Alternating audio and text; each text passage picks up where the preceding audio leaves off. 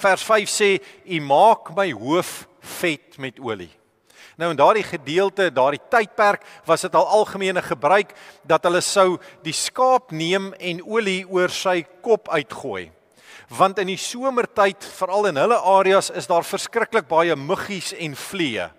En 'n muggie en 'n vlieg het die geneigtheid om homself in te boor. Hulle gaan lê die eiertjies hier in die hoek van die oog of hier in die oor, hier waar daar nattigheid is rondom die neus, en dan boor hulle daarin en vreet die vleis weg.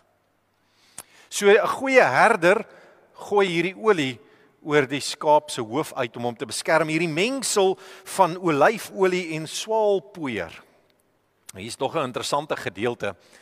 Hy sê, only one application of oil, sulfur and tar was not enough for the entire summer.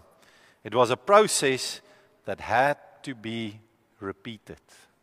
Kan ek so 'n bietjie dieper met jou vanoggend beweeg?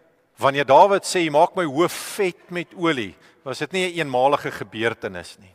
Ons sien in die woord, wanneer daar van olie gepraat word of van salwing gepraat word, is dit 'n oomblik van afsondering, is 'n oomblik van Heilige Gees wat oor iemand kom. 1 Samuel 16 word Dawid gesalf, hy word met olie deur Samuel gesalf tussen sy broers en die Gees van die Here het van Dawid besit geneem. So die olie is 'n verteenwoordiging van die Gees van die Here.